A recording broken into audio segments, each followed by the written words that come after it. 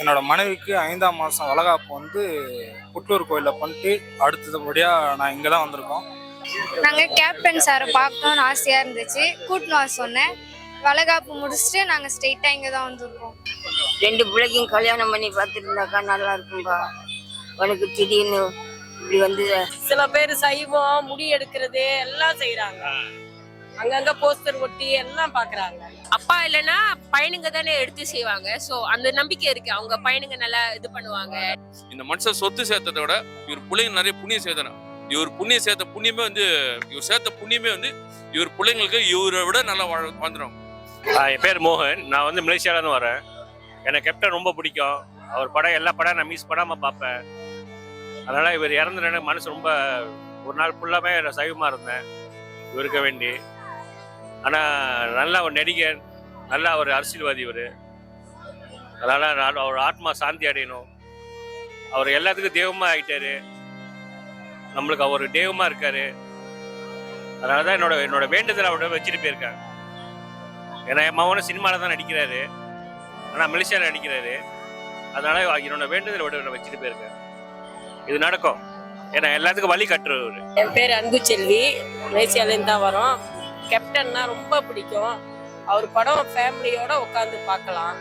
நல்ல நடிகர், நல்ல அரசியல்வாதி. அந்த மாரி ஒரு தலைவர் நம்மளுக்கு இல்லாதது ரொம்ப வருத்தமா இருக்கு. அதுதான் எங்களோட வேண்டுகோளே. சில பேர் சைவம் முடி எடுக்கிறது எல்லாம் செய்யறாங்க, அங்கங்க போஸ்டர் ஒட்டி எல்லாம் பாக்குறாங்க. ஆனா உலக பூரா ஒரு ரசிகர் இருப்பாரு, நம்ம மனசுல அவர் வாழ்ந்துகிட்டு தான் இருப்பாரு. ஆக்சுவலி எனக்கு அவரை ரொம்ப பிடிக்கும். அவரோட பாட்டுலாம் வந்து இன்ன வரைக்கும் நான் கேட்டுட்டு தான் இருக்கேன். 90s கிட்ஸா இருந்தாலும் அவர் பாட்டு கேட்டுட்டு இருக்கேன்.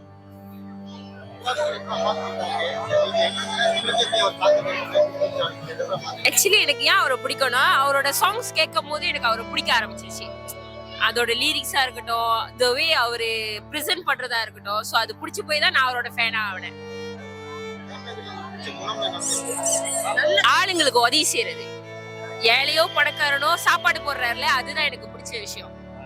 யாருமே ஒரே மாதிரி பாப்பாரு.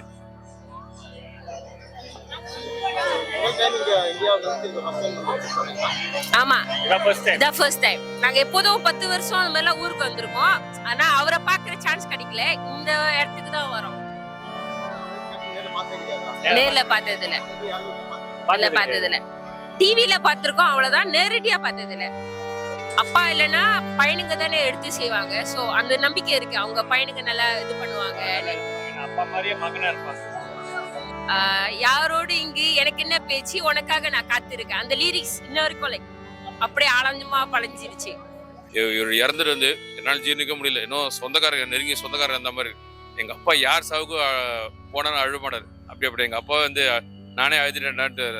அதான் நீ ஒவ்வொரு ஏன்னா வேலைக்கு வரும்போதெல்லாம் நீங்க ஒரு சமாஜி பார்க்கணும்னு தோணுச்சு. நீங்க பார்க்கணும்னு தோணுச்சு பார்த்தேன். மற்றபடி ஆனா இந்த மனுஷன் எத்தனையோ கவர்மெண்ட் வந்து யார் யாரும் ஆராய்ச்சி வைக்கிறது, இந்த மனுஷனுக்கு சான்ஸ் கொடுத்து வர வச்சுக்கலாம். ஒரு மனுஷன் நல்லா இருக்கணும்னா கூட இருக்கணும், நல்லா பண்ணணும். விதியும் சதி ஒண்ணும் பண்ணாது. எல்லாமே கூட இருக்கணும், சதியும் பண்ண விதியும் சதியும் இருக்காது பண்ணிருந்தனால இவர் சீக்கிரம் போயிட்டார். மற்றபடி இவர் கொஞ்சம் இந்த மனுஷன் கொஞ்சம் ஒரு வாட்டி ஆட்சி கொடுத்துருந்தானா இந்த மனுஷன் என்ன நல்லது பண்ணிருப்பாரு, கொஞ்ச நாள் வாழ்ந்துருக்கல. அதனால அவர் என்ன சொல்ல, அவர் குடிகாரன் குடிச்சா உண்மையே சொல்லுவாங்கன்றது யாருக்கும் தெரிய மாட்டாரு. ஒரு வாட்டி அவர் சொல்ற கருத்து யாரும் கேட்டுருக்கலாம், கேட்கல. அவர் சொல்லி நம்ம பேச்சை கேட்காம அதுலயே ஒரு மனசு நுழைஞ்சிருக்காரு. என் லைஃப்ல இருக்கு. நான் வேலை செய்ய சொன்னா இது யாரும் என் பேச்சை யாரும் எடுப்பட மாட்டாங்க. அதுலயே மனசு வலிக்கும். அதுல நொந்து மனுஷன் பாதி இதுவாயிட்டாரு. அதுதான் காரணம். மற்றபடி அந்த மனுஷன் வந்து கொஞ்சம் ஒரு வாட்டி ஆட்சி கொடுத்துருந்தாலும் நல்லது பண்ணுவேன். அதுலயே கொஞ்ச நாள் வாழ்ந்துருப்பாரு. சீக்கிரம் போனது இதை. ஆனா நான் சத்தியமா சொல்றேன், நான் கும்புற தினம் பெருமாள் கும்புற சத்தியமா சொல்றேன், எந்த தலைவருக்கும் கருட பகவான் பிறந்தா இல்லை. ஆனா இந்த மனுஷன் இந்த மனுஷன் கருடன் பிறந்தாருன்னா கண்டிப்பா வந்து அவர் பெருமாள் பாரில போய் சென்றார். இவர் மறுபிறவே கிடையாது. இந்த மனுஷன் சொத்து சேர்த்ததை விட இவர் பிள்ளைங்க நிறைய புண்ணியம் சேர்த்தனா, இவர் புண்ணியம் சேர்த்த புண்ணியமே வந்து இவர் பிள்ளைங்களுக்கு இவரை விட நல்லா வாழ்ந்துடும். அதுதான் நான் சொல்ல முடியும். இதுக்கு மேல சொல்ல தெரியல. ஏன்னா பெருமாள் பாரில போய் சேர்ந்தார். அவருக்கு மறுபிறவே கிடையாது. எந்த தலைவரும் நான் பார்த்ததில்லை. நானே எத்தனையோ கவர்மெண்ட் துப்பாக்கி சுனா கொடி ஏற்றுவோம். ஊருக்கு எந்த தலைவரும் பிறந்தில்லை. ஆனா இவருக்கு பிறந்திருக்கு. யாருக்குமே கிடைக்க பாக்கியம். இவர் அந்த அளவு மக்கள் மனசுல இடம் வச்சு மக்களுக்கு தர்மம் கர்ணனே அதாவது கர்ணன் பட்ல கர்ணன்ற பேர் வச்சான். இதுக்கு மேலே சொல்றது ஒண்ணுமே இல்லை. அவர் போயிட்டார். அவர் பெருமாள் பாதையில் போய் செஞ்சிட்டார். அதான் கொஞ்ச நாள் இருந்திருக்கலாம். நான் மேல்மருவத்தூர் அடுத்த ராமாபுரத்துலேருந்து வந்திருக்கோம். என்னோட மனைவிக்கு 5ஆம் மாதம் வளகாப்பு வந்து புட்டூர் கோயிலில் பண்ணிட்டு அடுத்தபடியாக நான் இங்கே தான் வந்திருக்கோம். அங்கே ஒரு கடவுள் இருக்காங்கன்னா இங்கே ஒரு கடவுள் இருக்காரு. அந்த கடவுளோட ஆசி பெறுவதற்காக இங்கே வந்திருக்கோம். நான் வந்து கட்சியிலையோ எதுலையோ நான் சார்ந்தவன் இல்லை. நான் வந்து கேப்டனாகவே நான் ஒரு தலை சிறந்த மாமனிதர். அவரோட ஆசி எங்களுக்கு வேணும், எங்கள் பசங்களுக்கு வேணுன்றதுக்காக நான் இங்கே வந்திருக்கோம். என்னோட வயிற்றில் பிறக்கிற புள்ளியும் கேப்டனாக இருக்கணும்னு எனக்கு ஆசை. அவரே வந்து பொறுப்பார் அப்படின்றதுனால நாங்கள் வந்து வேண்டியிருக்கோம். வேற எதுவும் பேசுறதுக்கு வழி இல்லை. கடவுள், அடுத்த கடவுள் இவர் தான். முதல் கடவுள் அவருனா, ரெண்டாவது கடவுள் இவரு.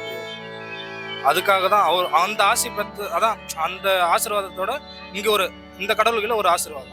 நாங்கள் கேப்டன் சாரை பார்க்கணும்னு ஆசையாக இருந்துச்சு. கூட்டின்னு வர சொன்னேன். வளைகாப்பு முடிச்சுட்டு நாங்கள் ஸ்ட்ரெயிட்டாக இங்கே தான் வந்திருக்கோம்.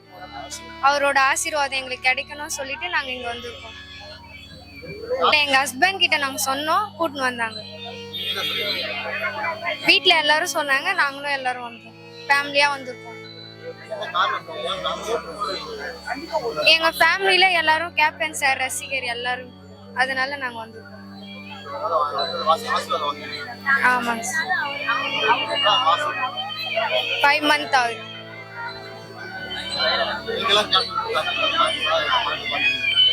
கேப்டன் சார் படம் எல்லாமே நாங்க பார்ப்போம். பிடிச்ச படம்னா வானத்தை போலலாம் பார்ப்போம் சார்.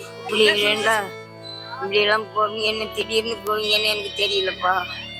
உங்களுக்கு என்னம்மா தான் மாயம்மா வந்துட்டு தெரியலையா? ஐயாம்மா பகவானா, 2 பிள்ளைக்கும் கல்யாணம் பண்ணி பார்த்துருந்தாக்கா நல்லா இருக்கும்பா. உனக்கு திடீர்னு இப்படி வந்து நாடகமாக இருந்தாலும் உன் படமாக இருந்தால் பார்ப்பேன்ப்பா. படமாக இருந்தாலும் உன் படமாக இருந்தாக்கா பிரியமாக பார்ப்பேன்ப்பா. ஒரு தலைவர் இந்த அளவுக்கு நல்லது பண்ணியிருக்காங்க அப்படிங்கிறத விட அவங்க வந்து சினிமா துறையில நிறைய நல்லது பண்ணியிருக்காங்க. அதுக்கு சப்போர்ட்டா அவங்க ஒய்ஃப் இருந்திருக்கிறாங்க. பின்னாடி எல்லாரும் வந்து ஒரு ஆண் மகனோட வெற்றிக்கு பின்னாடி ஒரு பெண் இருப்பாங்கன்னு சொல்லுவாங்க. கேப்டன் சார் இந்த அளவுக்கு வளர்ந்துருக்காங்க, இந்த அளவுக்கு பேரும் புகழும் வாங்கியிருக்காங்கன்னா அதுக்கு பின்னாடி இருந்து மேம், அதாவது அண்ணியும் கூட இருந்திருக்கிறாங்க. பிள்ளைங்களும் அவங்களுக்கு சப்போர்ட்டிவா இருந்திருக்காங்க. நீங்க இதை பண்ணக்கூடாது அதை பண்ணக்கூடாதுன்னு அவங்களுக்கு சொல்லாம எல்லாத்தையுமே அவங்க வந்து சப்போர்ட் பண்ணியிருக்காங்க. யாருக்கு வேணா என்ன வேணா பண்ணுங்க அப்படின்னு அவங்களுக்கு பக்கபலமா இருந்திருக்காங்க. எங்களுக்கு அது வேணும் இது வேணும்ப்பா அப்படின்னு கேட்காம அந்த பிள்ளைங்களும் அவங்க அந்த சாருக்கு, கேப்டன் சாருக்கு எவ்வளோ ஒரு நல்ல மனசோ அதே போல அண்ணியாருக்கும் ஒரு நல்ல மனசு இருந்திருக்கு, பிள்ளைங்களுக்கும் நல்ல மனசு இருந்திருக்கு. அப்பா எங்களுக்கு இது வேணும்ப்பா அது வேணும்ப்பான்னு கேட்காம கேப்டன் சாருக்கு பக்கபலமா இருந்து நீங்க செய்யுங்கப்பா, உங்களுக்கு கூட நாங்க இருக்கிறோம் அப்படின்னு சொல்லி சொன்னதுனாலதான் இந்த அளவுக்கு கேப்டன் சார் எல்லாருக்குமே ஒரு ஊன்றுகோலா இருந்து எவ்வளோ பேரை வாழ வச்சிருக்காங்க. கேப்டன் சாருக்கு நீங்க வந்து எல்லாரும் அவர் என்ன ஆசைப்பட்டாரோ அதை நிறைவேற்றுங்க. கேப்டன் சாருக்காக அவங்க பிள்ளைங்களை நல்ல வழி பண்ணுங்க.